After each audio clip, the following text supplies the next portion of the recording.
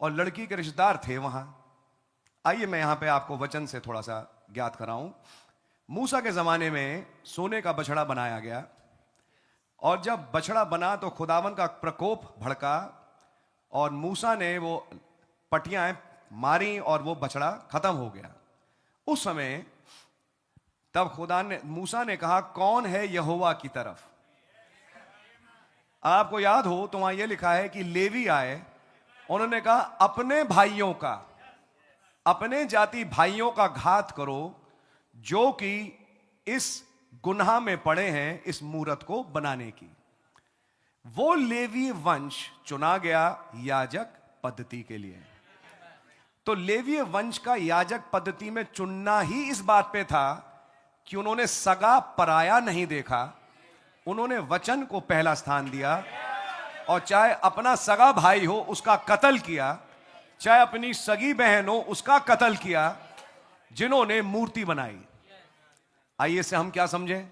आज हम राजा और याजक हैं, यानी कि अगर हम राजा और याजक हैं और हमारा तो लेवी से भी ऊंची पद्धति है और हमारा संस्कार खुदावन के साथ हुआ है, तो क्या हम अपने सगे से सगे रिश्तेदार में अगर ऐसा काम हो तो हाथ बटाएंगे? नहीं। शायद आपको नहीं मालूम, लेकिन आज मैं आपको वचन से ज्ञात करा रहा हूं। असल में हमारा वो बिल्कुल सगा था, हम सगे थे। तो मैं आप सगों की बात कर रहा हूं। आप सगे होंगे बाद में, लेकिन आपसे आपका उनसे भी ज्यादा सगा ये खुदा है। आप रैप्चर के लिए सगे होना चाहते हैं या इन चीजों के लिए, यह आपका फैसला है। पहली बात। दूसरी बात, यह मैंने वचन की आयत आपके सामने पढ़वाई, जिसकी टिप्पणी जब भाई ब्रनम ने कलीसिया काल के संदेश में दी तो समझाया कि कैसे बलाम का ही किस्सा लेके कैसे उसने बालाक के कहने पर इजरायलियों को श्राप देना चाहा, वो श्रापित हुए नहीं। तब उसने एक योजना बनाई, उसने एक पर्व बुलाया और पर्व में लोगों को इश्तिहार दिए, आप लोग आइए। और जब पर्व में लोगों को इश्तिहार दे के बुलाया तो वहां पे मुआवी लड़कियां अधनंगा नाची। नबी ने बोला ये सब, जिनको देख के मुआवी लड़कों में कामनाएं पैदा हुई, और तब जिमरी कोसबी को और ऐसी कई लड़के और लड़कियों के बीच में चक्कर हुआ जो कि खलतमलत हुई। फिर खुदा ने इजरायलियों को मारा। इस आयत को लेके नए अहदनामे में पिरगमुस में साफ लिखा है कि उन्होंने मूर्त पे चढ़ाई हुई वस्तुओं में भाग लिया। इसको लेके तब भाई ब्रनम ने, अगर आपने पिरगमुस का युग ब्रदर पढ़ा हो या सिस्टर पढ़ा हो, तो वहां स्पष्ट रीति से यह लिखा हुआ है, यह मूरत के सामने चढ़ाए हुए में भाग लेने का आज क्या मतलब है। नबी ने बताया नीसिया काउंसिल हुई और उसमें लोगों को बुलाया गया, और जरूरत थी कि जो सच्चे थे वो वहां नहीं जाते। बोला नबी ने? नबी ने कहा सच्चों को वहां नहीं जाना चाहिए था। जो बात मैं आपसे आज कह रहा हूं, यह फैसला आगे भी एक आध ऐसी शादियां आएंगी के लिए मैं कर रहा हूं। आपकी समझ में आ रही है? उनका भी फैसला मैं कर चुका हूं, खुदा रहम करे। तो इसलिए मैं आपके सामने इन बातों को रख रहा हूं, ध्यान से सुनिएगा।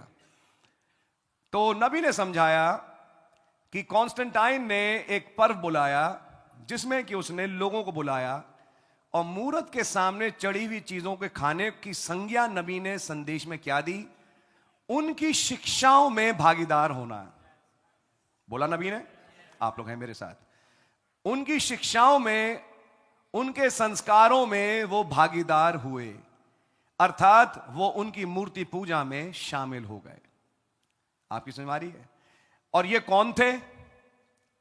ये हिंदू मुसलमान सिख लोग नहीं हैं, ये वो थे जो बाद में रोमन कैथोलिक चर्च बना और जहां से सारी डिनोमिनेशनें निकल के आई।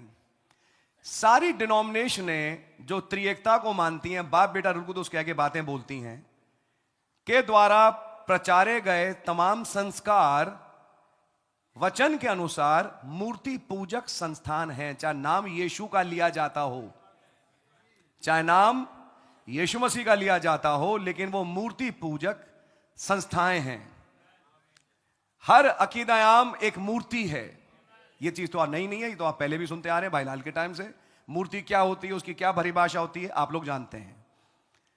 समझ में आ रही है आपके? तो उनके संस्कारों में भागीदार होना यानी कि आप उनकी मूर्ति पूजा में शामिल हुए। आपकी समझ में आ रही है? तभी मैंने यह आयत आपके सामने खोल के पढ़ाई, क्योंकि ये आयत जो बलाम की शिक्षा हुई, ये किसी और धर्म की नहीं है, ये उनकी है जो कहलाने वाले मसीह थे। इसलिए मैंने आपके सामने आयत पढ़ के सुनाई। इन चीजों के आधार पे हमारी कलीसिया के लोगों के सामने मैं एक पॉइंट रखना चाहूंगा कि आपको एक ज्ञान मिले कि आगे को ध्यान रखें कि जब कभी ऐसा प्रोग्राम हो जिसमें नामधारी गिरजों के अनुसार काम हो, तो कृपया उन चीजों में आप भाग ना लें। आपकी समझ में आ रही है? इसमें भी कुछ एक दो बातें हैं, वो इंडिविजुअल बेसिस पे जो लोग मिलते हैं मैं उनसे बात कर लूंगा, लेकिन मैं आपसे इतना कहूंगा कि आप उनमें भागीदार ना हो, क्योंकि उसमें भागीदार होना यानी उनके साथ उनके काम में आप पार्टिसिपेट कर रहे हैं। आप हैं मेरे साथ? किसी ने कहा मैं भैया शादी में नहीं गया, मैं तो रिसेप्शन पे गया। मेरा अगला सवाल आपसे है, रिसेप्शन ब्रदर किस खुशी में था? रिसेप्शन किस खुशी में था? रिसेप्शन में जो मिठाई बटी, केक कटा और खाना बटा, वो किस खुशी में था? शादी। तो सीधी सी बात है, वो रिसेप्शन में भागीदार होना शादी में भागीदार होना बराबर है, क्योंकि आप उसमें पार्टेक कर रहे हैं। आप लोग हैं मेरे साथ? इन चीजों के आधार पे मैं अपनी कलीसिया के लोगों को आगे के लिए आगाह करता हूं कि आप इन चीजों में आगे को ध्यान रखें कि आप पार्टिसिपेट ना करें। क्या आपकी समझ में आ गई?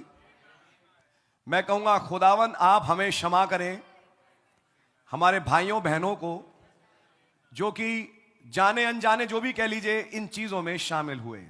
और मैं उन पर्टिकुलर भाइयों बहनों से कहूंगा जो शादी में गए, कृपया आज और अगले इतवार प्रभु भोज में शामिल ना हो। मैं एक एक को करके कमरे में नहीं बुला सकता, लेकिन मैं यहां से आपको अनाउंस करके कह रहा हूं, इस संडे और अगले संडे आप प्रभु भोज में, यही मैं सभा औरों को भी बोलता हूं, आप प्रभु भोज में भागीदार ना हो।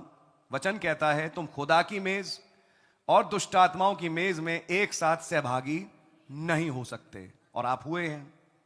तो आप आज क्वालिफाइड नहीं हैं। मेरी आपको सलाह है, आप क्वालिफाइड नहीं हैं कि आप इस मेज में भागीदार हों, तो अपना हाथ इस मेज में ना बढ़ाएं। आप लोग हैं मेरे साथ? और आज इस संडे और अगले संडे, तीसरे संडे से आप आइए जैसा करना है। और इन 2 संडे जब आप मेज में भागीदार नहीं होते हैं, अपना दसवांज भी मेरे पास लेके मत आइए। तीसरे संडे जब आप भागीदार हो, आप अपना दसवांज लेके आइए, मैं ग्रहण करूंगा। God bless you. तो मैंने चाहा कि मैं